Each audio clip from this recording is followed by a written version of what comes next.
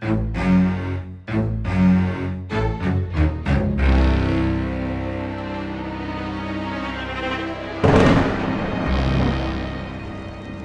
Tag et bienvenue dans Sombre Machination. Que vous soyez un vieux briscard du LAN-C2D ou que vous ne connaissiez même pas le terme de jeu de rôle papier, vous êtes au bon endroit. Qu'est-ce que va révéler l'enquête de nos inspecteurs? Et bienvenue dans cet épisode 3 de cette première saison de Delta Green. Nous reprenons alors que nos investigateurs de Delta Green viennent de passer une nuit assez agitée dans cet hôtel. Vous avez fait des rêves étranges où se mêlaient les égouts et certains éléments un peu obscurs de vos passés et de vos enquêtes avec Delta Green. Rapidement, votre matinée se poursuit. Vous appelez votre handler, la personne qui vous a donné la mission, pour lui faire un court résumé de ce qui s'est passé. Il vous dit de jouer cool avec la mafia russe puisqu'il ne veut pas attirer encore une fois les foudres du gouvernement sur Delta Green, et donc il faut jouer discret. Il vous rappelle que votre mission n'est pas forcément de sauver les membres de Delta Green, surtout s'ils ont été contaminés. C'est tout ce qu'il vous dit. Vous allez donc à l'espèce de precinct.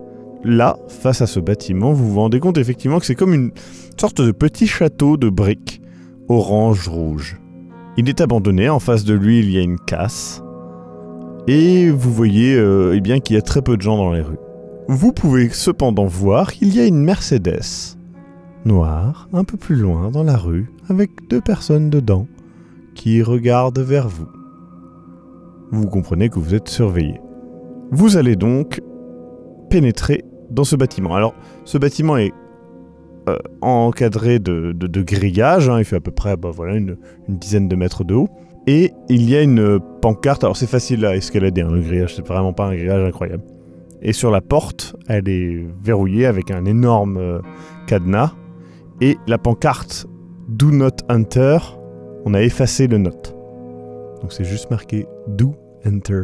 Et là, il y a un clochard, en fait, qui sort un petit peu de nulle part et qui, limite, vous agresse en disant « Oh oui, rentrez pas là-dedans, vous êtes fous, c'est des fantômes là-dedans, mais vous êtes tarés, faut pas y aller, moi j'ai 3 de mes amis qui sont rentrés là-dedans, ils sont jamais revenus, il y a des fantômes là-dedans, des esprits, je vous dis, il y a des esprits. » Écoutez, laissez-nous faire notre travail, on est là de la part du FBI, de la police, on doit rentrer à l'intérieur. Vous trouverez rien là-dedans, rien que des fantômes du passé. Il s'éloigne en vous regardant et puis en regardant un petit peu aux alentours. On rentre. Vous trouvez un moyen d'escalader assez facilement. Vous rentrez dans le bâtiment. Le rez-de-chaussée est rempli de gravats. En fait, le premier étage, c'est à moitié écroulé, en fait, sur le rez-de-chaussée. Mais il y a un escalier qui monte. Et vous entendez, alors que vous rentrez, des bruits. En haut. Vraisemblablement pas le premier étage, vu qu'il est à peu près devant vous, mais plus haut peut-être au deuxième. Des bruits de pas? Des bruits de gens qui discutent. On voit l'escalier pour atteindre les étages. C'est un escalier en colimaçon au niveau de la tour, en fait, vraisemblablement. Est-ce qu'on entend? Est-ce que ça parle anglais, peut-être? Est-ce que... Non, vous n'arrivez pas, c'est trop haut. On va peut-être y aller avec... Ouais, j'avance, mais... discrétion? Ouais, précautionneusement. Avec précaution. Vous montez, le premier étage est effectivement écroulé.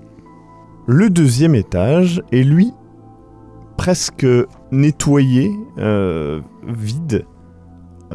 Il y a effectivement des traces de pas, de chaussures notamment typées militaires. Il y a un mur complètement nettoyé avec l'inscription « Ici commence le royaume d'en haut ». Signé, encore une fois, de cette inscription Mad A. Mad A. C'est la 2e fois que vous voyez ce nom. Il y a un meuble avec des tas de papiers à moitié effacés, et il y a une photo notamment que vous voyez qui est posé avec 4 silhouettes de policiers en armes à côté de chevaux. Il y a encore une fois une flaque d'un liquide marron-rouge, mais avec des reflets irisés. Irisés comme, Ouais, ok. comme de l'essence. Des douilles, encore une fois, multiples. Une pile de seringues usagées.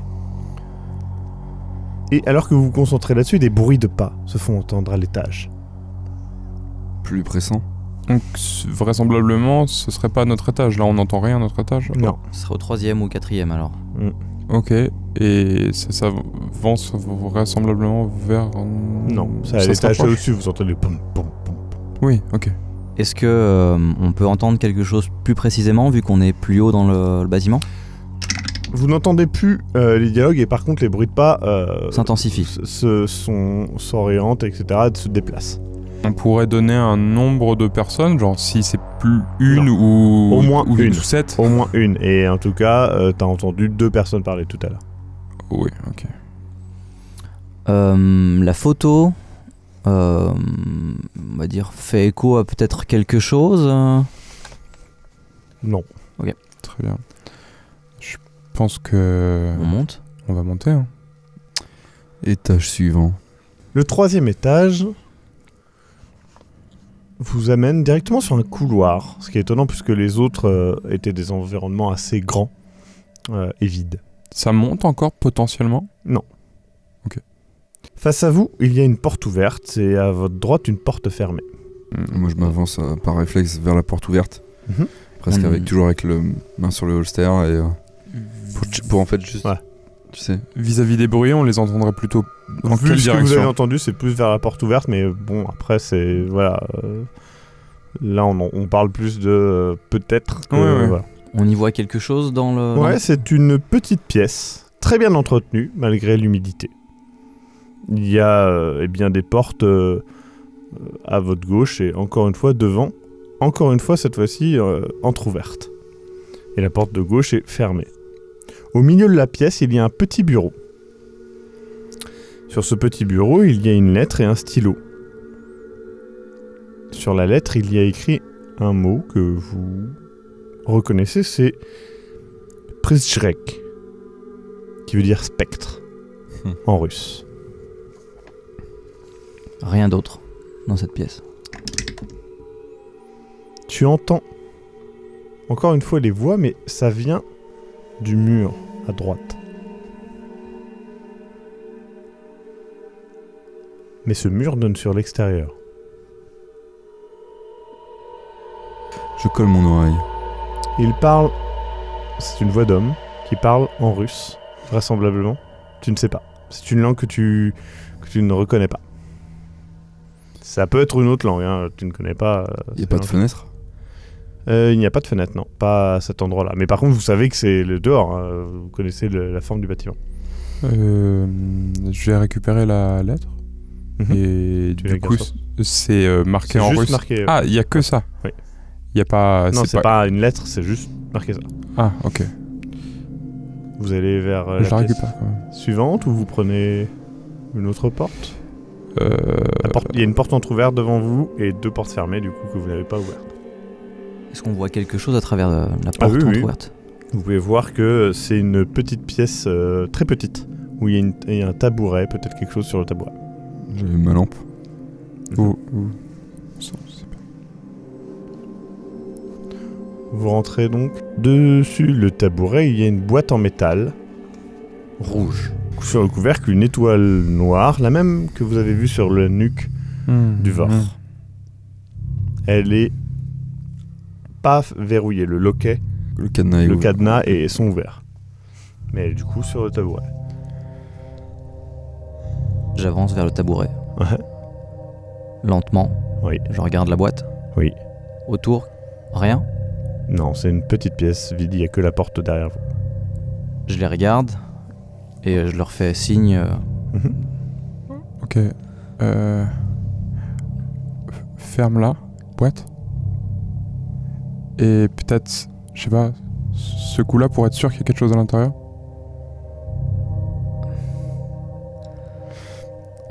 Je referme avec mon pouce le loquet Mhm. et je soulève la boîte. Tu sens que, au vu du poids de la boîte, il y a quelque chose à l'intérieur. Ah. Il n'y a pas de cadenas. Si, il y a le cadenas. Ferme le cadenas. Hop. Très bien. Je ferme le cadenas.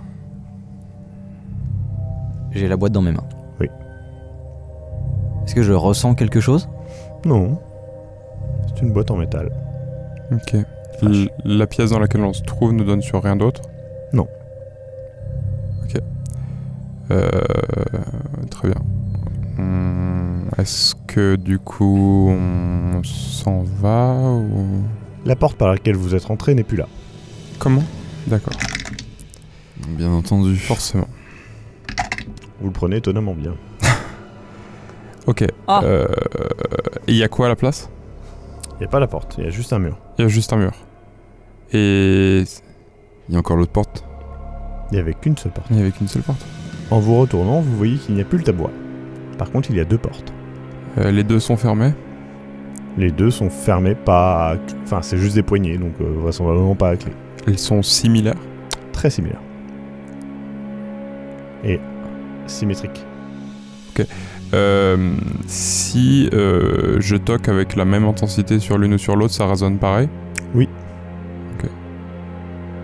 j'en ouvre une. Celle de droite. D'accord. Une pièce au style victorien. Et il y a un vieux transistor qui diffuse quelque chose que tu entends à peine. Faudrait se rapprocher pour écouter. Je laisse la main sur la poignée de la porte et je dis Ok. Lloyd, tu peux ouvrir l'autre? J'y vais. Elle est verrouillée. C'est fermé. Bon bah, de toute façon on n'a pas le choix. Je suis, on va dire, Lloyd, et je rejoins Gordon. En entrant, le son du transistor augmente et vous entendez des nombres, des chiffres. En entendant les nombres, tu te rends compte que... c'est marrant parce que c'est ton jour de naissance, puis ton mois de naissance et ton année de naissance. C'est bizarre parce que c'est aussi le code de ta carte bancaire. Et le numéro de ta carte bancaire est ton... Attends, c'est ton numéro de sécurité sociale. Et tu prends ton badge de shérif et c'est ton numéro d'identification de shérif. à la suite ou tout en même temps? À la suite. Tu continues et tu continues de te comprendre. C'est le numéro de ton adresse. C'est le numéro de la ville. Tu sais, le numéro d'identification de la ville. C'est ta plaque d'immatriculation, les chiffres de ta plaque d'immatriculation. J'éteins la radio, transistor. Très bien. Vous pouvez voir que Gordon regarde de manière extrêmement intense le transistor et s'empresse avec ses mains de faire un peu des trucs pour essayer de l'éteindre. Juste avant, j'étais en train de... Voilà, il comptait sur ses doigts et il l'éteint de manière abusée. Et en fait, il le fait tomber. Et le transistor redit quelques nombres et s'arrête. Gordon? Vous avez entendu des... Bah, à peine. Vous avez juste... Vous entendiez des suites de chiffres et de nombres. J'entendais juste quelque chose, mais... Oui, vous entendiez effectivement des nombres aléatoires, Ouais. plus ou moins. Pourquoi ça t'a fait penser à quelque chose? Oui. Ma date de naissance, mon numéro de badge, mon adresse, mon numéro de carte bleue. Non. Oui, mais est-ce que c'était pas juste plein de chiffres avec en gros ce que tu voulais entendre ou ce que tu pouvais entendre? Mon numéro de sécurité sociale. Le silence de la pièce est rapidement rompu par ce que vous ne compreniez pas au début comme un bruit. Vous pensiez que c'était dans la rue. En fait, c'est une respiration. Assurée et un peu rauque. Dans la pièce. Vous vous retournez et effectivement, vous pouvez voir prostré au sol, dans un des coins de la pièce, un homme. Je dégaine immédiatement. Et je le mets pas en joue, mais... Il a l'air paniqué. Il n'a pas... Il est... Et vous comprenez pas trop ce qu'il dit, mais il vous voit, il vous regarde à peine en fait, et il se répète des mots. Vous comprenez que il dit c'est dans ma tête, c'est dans ma tête, c'est dans ma tête. Il a un fort accent russe. Ok. Ouais, j'allais te demander. Est-ce qu'en le regardant, je peux distinguer une certaine similarité de trait avec quelqu'un que j'aurais vu? Difficile à dire, mais il n'a pas les yeux bleus. D'accord. Anton? Pas de réponse. Monsieur? Il relève la tête et il approche ta main de toi, comme ça, doucement, comme pour vérifier que t'es bien là. Non mais tout, Il te enfin, tout va bien, je crois. Vous l'avez vu? Il Vu, est là, vu quoi? il approche. Ce serait Il est blessé? sûr. Vous êtes blessé? Non, il est pas blessé. Il a l'air, par contre, couvert de sueur. Et genre, ses vêtements sont Et sales. sales. Ouais. Et il arrive. Il arrive, ça va recommencer, c'est T'as sûr. ouvert la boîte? Il regarde entre vous. Derrière vous. Je fais demi-tour, volte-face direct. Il a, je précise, les yeux presque exorbités de peur. Il hurle et se précipite vers une des portes de la pièce que vous n'aviez pas prêté attention. Et il la claque derrière vous. Il n'y a rien derrière vous, je le rappelle. Je le précise. Donc si on se retourne, on voit rien. Et il est parti. Et il est parti par laquelle des deux portes? Une autre porte que vous n'aviez pas vue dans cette pièce. D'accord. Et il a reclaqué derrière vous. On va vers cette porte. Bah oui. Vous ouvrez la porte. Vous entrez dans ce qui ressemble à un commissariat. Désaffecté? Il y a un téléphone qui sonne. Oui, bah je vais décrocher. Le son est assez fort pour que vous entendiez. C'est une femme qui fait... Ils sont chez moi. Ils sont... S'il vous plaît. Vous êtes où? Il faut que vous veniez chez moi. C'est la S'il police, vous plaît. vous êtes où? Ils sont venus pour moi. Ils sont venus pour mon mari. Ils sont certainement là pour finir le travail. S'il vous plaît. J'ai peur. Je sais pas quoi faire pour les Ok, retenir. calmez-vous. C'est... Il y a un énorme bruit d'un coup. Et ça coupe. Est-ce que je reconnais cette voix? C'est une voix de femme. Elle ne te dit rien comme ça. Ah, moi non plus. Non. Une autre issue à cette pièce? Ou alors des signes de vie de notre ami... Vous êtes saisi par une odeur. Une odeur D'agrumes. d'agrumes. Une odeur exactement de curcuma. Elle semble émaner. Elle semble être arrivée. C'est une odeur suffisamment prenante pour ne pas être surpris, on va dire, par elle. Elle ne peut pas être dans une pièce et apparaître d'un coup. Elle vient d'apparaître. Et... ouais. C'est une porte? À la porte. La porte d'où on vient? Non, une autre porte. Une autre Qu'on n'avait porte. pas vu? On toque de manière répétée. Et ça s'arrête. Y a pas d'autre porte? Il n'y a que cette porte-là. Et c'est pas celle d'où vous venez. Canton? Lloyd? Ouais, je mets en joue la porte. Attends. Je toque sur la porte. Je leur montre du coup que je me mets Sur le côté, ouais. sur le côté. J'ai la boîte Ouais. contre ma poitrine. Et Ouais. je leur... Sors les flingues. Voilà.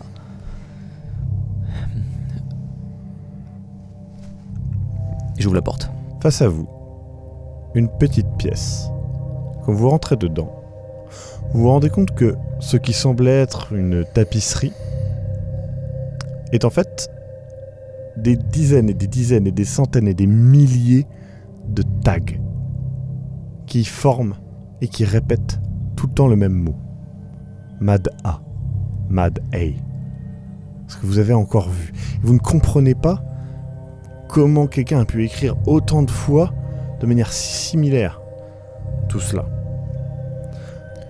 Immédiatement, vous êtes interrompu dans vos pensées par un miaulement. Oh putain. Dans un coin de la pièce, Putain de chat.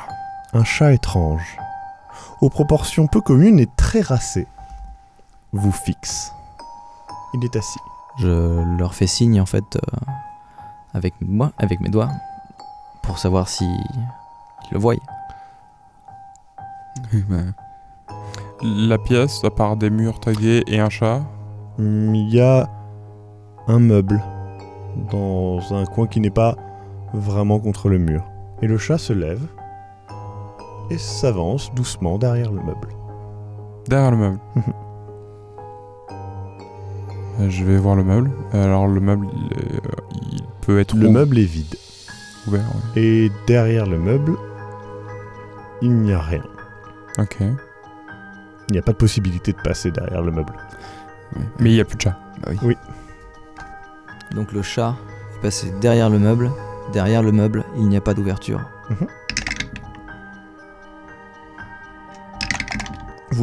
C'est pas possible. Vous commencez à tous les trois vouloir chercher une ouverture dans ce mur.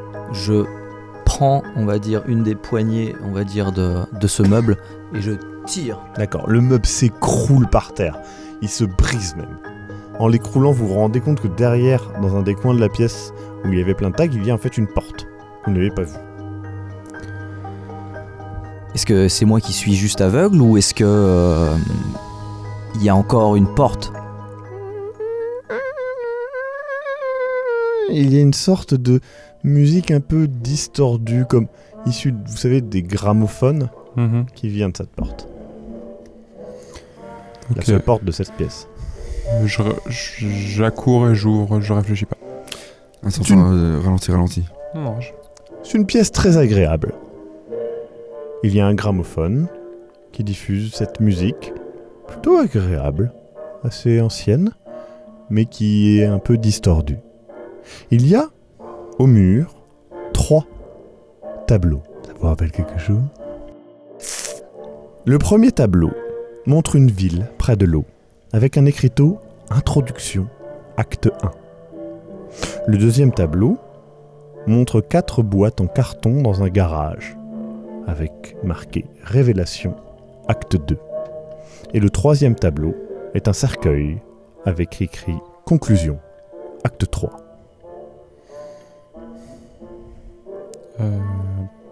À part les tableaux... Il y a le gramophone. Et cette pièce, plutôt agréable. La décoration est d'un style victorien. Signature des tableaux. Il n'y a pas de signature. Des odeurs. Pas spécialement. Une odeur de vieux et un peu de renfermé. Et de bois. Est-ce que avec cette musique, il y a autre chose? Non. La musique, d'ailleurs, boucle. Elle dure à peu près 1 minute, peut-être. J'essaie de décrocher un tableau. Tu peux décrocher le tableau. Je vais... Lequel, c'est ça? Tous les tableaux, les 3 tableaux sont parfaitement décrochables. Je retire le stylet du gramophone. La musique s'interrompt. Je vais regarder Des coups de feu sont entendre. Toujours un De la pièce d'où vous êtes venu. La porte d'où on vient est toujours là. Et c'est de là que viennent les coups de feu. Je sors mon revolver. Je sors aussi. Et je me cale au niveau du mur proche de la porte. La porte est presque refermée. Puis pareil, je fais 1, 2, 3 et je joue. D'accord. C'est un véritable bain de sang. La pièce est immense, remplie de traînées de sang, comme si on avait traîné des corps. Mais ils sont traînés, et la traînée continue même, vers des murs. Et s'arrête, comme si on avait traîné le corps dans le mur.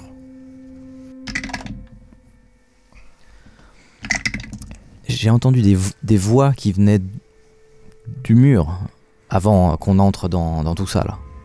Vous les avez entendues aussi ou pas? Et ça donnait vers l'extérieur. Mais les voix c'est bien, mais là t'as vu ça? Oui, mais regarde les traces. Non. Tu vois les... C'est tout ce que t'as à dire en voyant des traces comme ça? Je pose ma main vers le mur Mhm. où il y a les traces pour voir.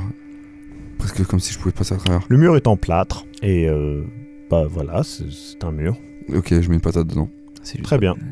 Il traverse. C'est pas possible. Mais du coup, très rapidement, tu vois que derrière, il y a du bois et de la brique, etc. C'est la même pièce qu'avant, mais avec des traînées de sang en plus, c'est tout? Non, ce n'est pas la même pièce qu'avant. Ah, voilà. Il y a quoi dans la pièce?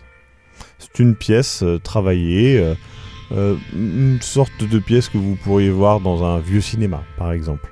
vous savez un peu travailler, d'ailleurs qui ressemble un petit peu, si ce n'est qu'elle est en plâtre, eh bien à celle du King Theatre que vous avez vu tout à l'heure. Mais, enfin hier plutôt, avec du staff, comme ça s'appelle. Le sang et... Le sang est frais. Une issue.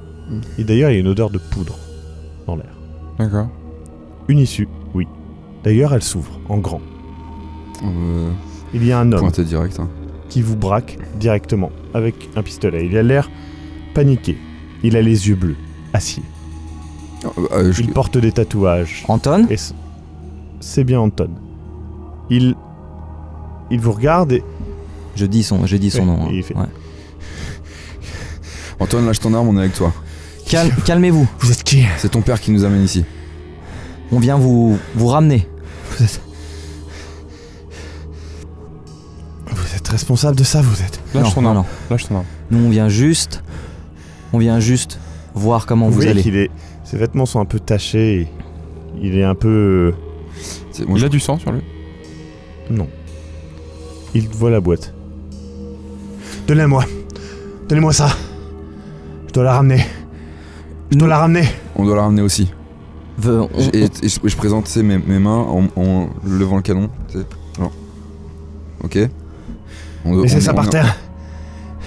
Calmez-vous, tout va bien. Vous devez la ramener à qui ? Pourquoi ? Je dois la ramener à mon père pour qu'il la détruise. Ça tombe très bien. On vient aussi ici pour la ramener. On connaît votre père, on l'a vu. Il s'inquiète pour vous. Pourquoi il aurait travaillé avec des flics ? Moi je me décale pour essayer de...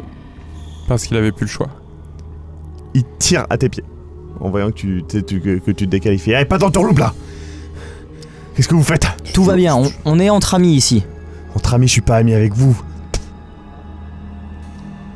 Donne-moi la boîte. Non. Lâche ton arme, toi. Non. Donne-moi la boîte. C'est votre père qui nous envoie. Il nous a parlé de cet endroit. Il nous a parlé de la folie. Une fois, comme l'autre, à regarder derrière vous. Il braque son arme. Il vide son chargeur entre vous. Vos tympans vrillent. Vous entendez le pouf juste à côté et immédiatement vous êtes instinctivement vous jetez sur les côtés. Il fuit en courant et en hurlant. Où ça ? Vers la porte par laquelle il est rentré. Vous remarquez une chose. Il a bien tiré. Mais il n'y a pas d'impact sur le mur. Putain, mais qu'est-ce qu'ils voient tout cela ? Je me retourne, je vais regarder, je passe ma main. Ouais. Je passe ma main physiquement sur l'endroit que cet homme a vu en premier, sur l'endroit que Anton visait aussi. Je touche avec la paume de ma main. Il n'y a rien de spécial. Une forte odeur de curcumin se fait sentir. Il osse. Ah, putain, si elle charge, si elle charge, je dis. On toque à la porte. Je cours à la porte et je l'ouvre. Putain. Moi j'ai le flingue pointé. Une pièce où de l'eau tombe dans une immense flaque. La pièce est vieille, tachée d'humidité, avec un petit peu de moisissure. En regardant la pièce, vous vous rendez compte que, oui, de l'eau tombe dans la flaque, mais pour être plus exact, la flaque goutte vers le plafond.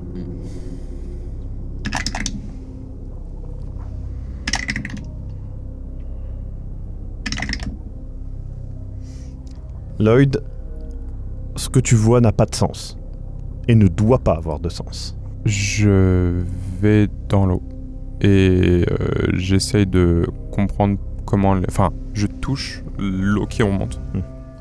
C'est de l'eau, ça te trempe, elle est un peu croupie et elle sent mauvais. Ok. En tout cas, bien loin de l'odeur de curcuma que vous sentiez il y a de ça quelques instants. Je regarde autour de moi. Qu'est-ce que je vois à part l'eau et mes deux compagnons ? La porte par laquelle vous êtes rentré qui est entrouverte. Mais en regardant là où est Lloyd, tu peux voir une silhouette.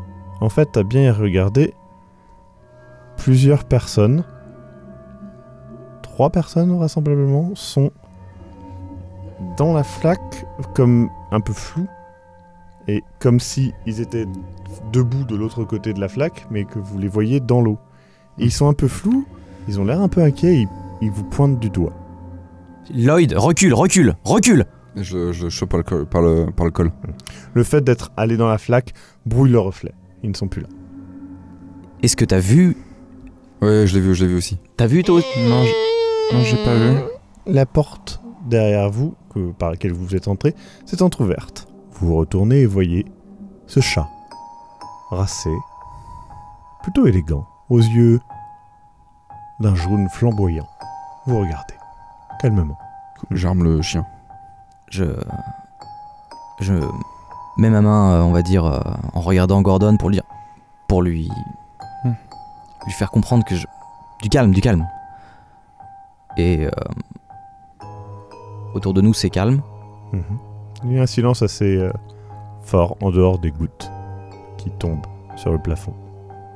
Je pense que ma main bat la mesure au rythme des gouttes. Et j'avance tout doucement vers la porte et le chat. Au moindre mouvement, je le fume. Vous êtes surpris par un gémissement qui vient de derrière vous. Ok. Me retourne. Vous vous retournez et vous voyez qu'il y a une porte, assez travaillée en bois. Je me retourne vers redevant. Il n'y a plus le chat, il n'y a plus la porte. Putain, Puis au moment. il était devant toi là. Oui, je l'ai vu. Enfin... On est d'accord. On est trois, on n'est pas aveugle. Des portes. Lloyd, t'as vu le chat aussi? Ok. Se métamorphose. Devant nous. Et puis l'eau.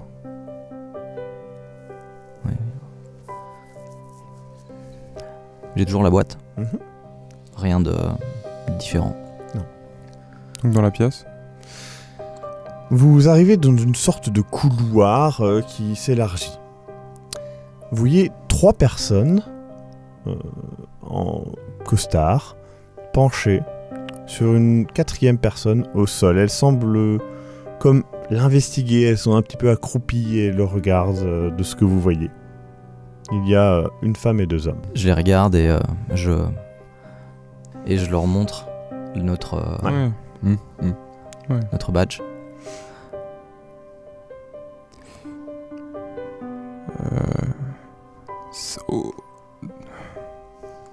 Je sors quand même le flingue au cas. Vous approchez. Et vous comprenez qu'ils n'investiguent pas sur quelqu'un. Ils sont en train d'arracher son visage avec des clés et une carte de crédit et mettent les morceaux un à un dans des petits films plastiques estampillés FBI. Je sors mon arme à feu, je pointe et dis FBI, arrêtez-vous. Avant de dire ça,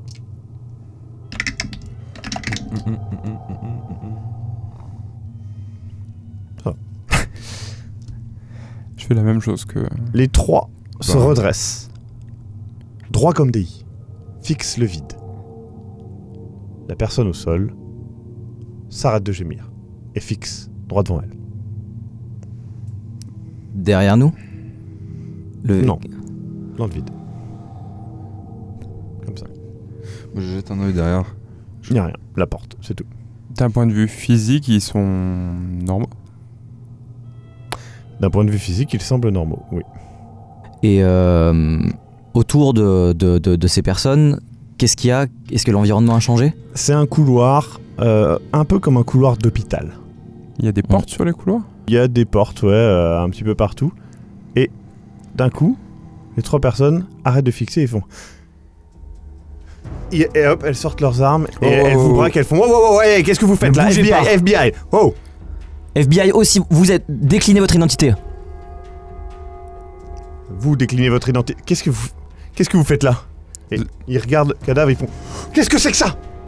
Et ils voient le mec au sol. Reculez. et qui hurle au sol. Vous reculez, vous posez vos armes immédiatement. Mais qu'est-ce que... Et ils ont l'air complètement perdus. Et il faut... Écoute, posez vos armes. Ils discutent vous entre eux. Vous êtes la cellule E. C'est... On est la cellule C. C'est vous? La femme juste lâche son arme. Et qui tombe au sol et... Putain, me dites pas que c'est Graham. Graham? Et le mec, au sol, il touche au visage et vous pouvez effectivement comprendre que physiquement, s'il restait son visage, ça pourrait en tout cas être la coupe de cheveux de Graham. Mais qu'est-ce que vous avez fait? C'est vous qui avez... Écoutez, c'est peut-être difficile à croire, mais on vient de vous voir le dépecer. Vous. Et tu vois qu'ils ont les mains pleines de sang, hein, donc... Regardez vos mains. Est-ce qu'il y en a un qui a encore son arme? Les deux... Rangez vos armes. Posez vos armes. Rangez vos armes. Vos souvenirs, vos derniers souvenirs? On devait aller...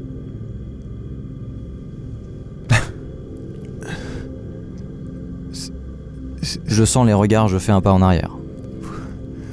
C'est ça. Et tu vois, la femme, elle est par terre, en boule, elle en peut plus, et elle est vraiment... Ça nous arrive. Et on était dans... On est venu ici. On a été le voir. Il a... Vous a demandé de chercher ça.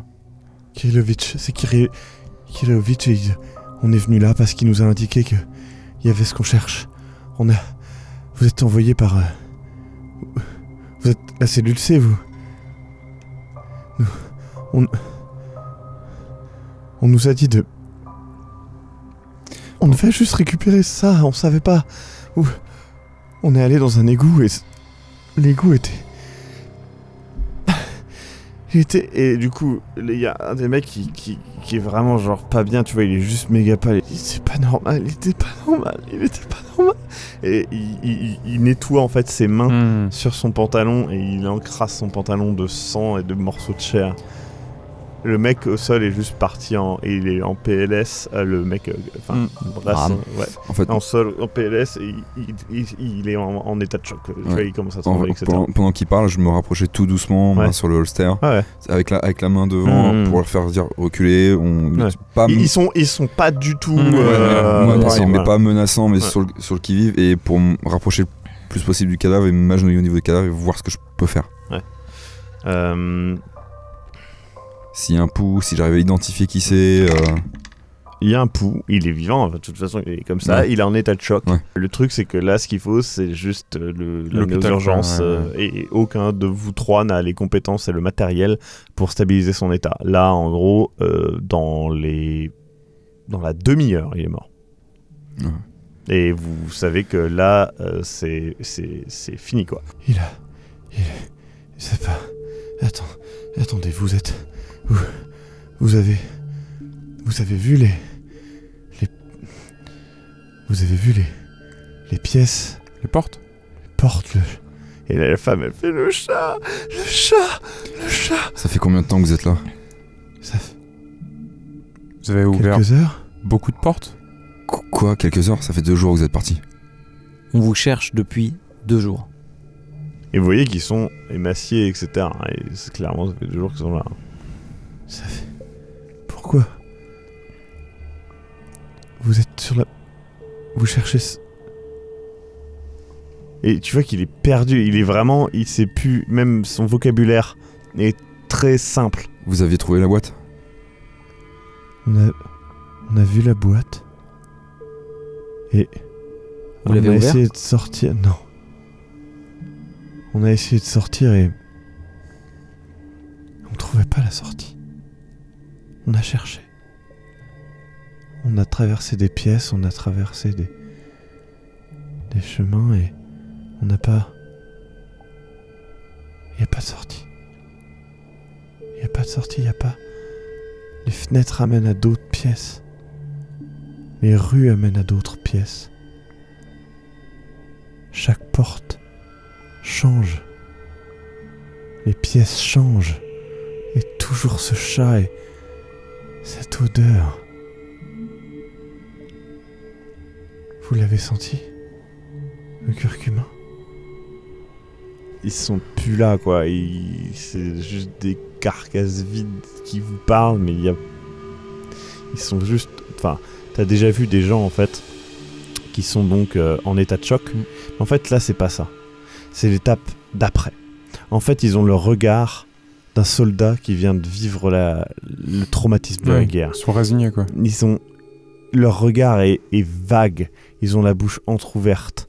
Ils ont les yeux écarquillés et ils sont figés dans cette expression.